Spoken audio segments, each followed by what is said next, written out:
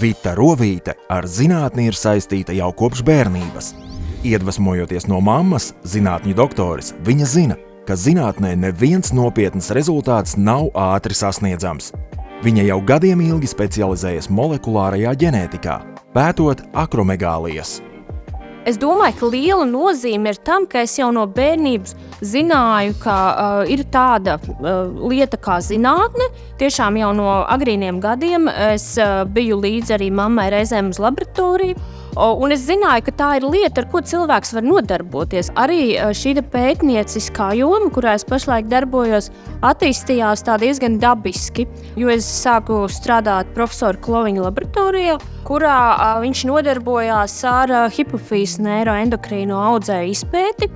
Man attīstījās interese savi šie pētnieciskie jautājumi. Tajā tieši hipofīzes audzēju attīstības jomā un potenciāli arī tā vēlme atklāt kaut ko jaunu un palīdzēt arī pacientiem ar savu pētniecisko darbību.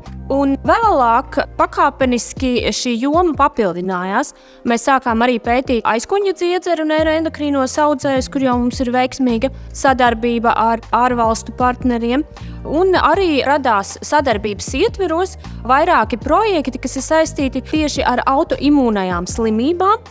Kopš 2016. gada Vita ir Latvijas Nacionālās biobankas valsts iedzīvotāju genoma datu bāzes vadītāja un Eiropas biobanku infrastruktūras Latvijas nacionālā tīkla koordinātore.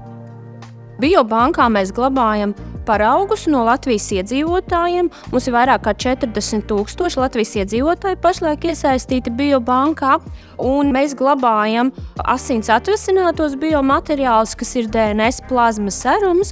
Un atsevišķu projektu ietveros mēs glabājam arī citus biomateriālus. Tas ir svarīgi, jo, piemēram, ir šie rezultāti vai ideja, un pēkšņi vajag 1000 diabēta pacientus, lai savāktu no jauna šos paraugus. Tas ir ārkārtīgi liels darbs, un tas var prasīt gadu, 2 vai vairāk. Bet biobankā jau šie resursi ir, un pētnieks relatīvi neilgā laikā, 3 mēnešu laikā var iegūt šos paraugus savam pētījumam.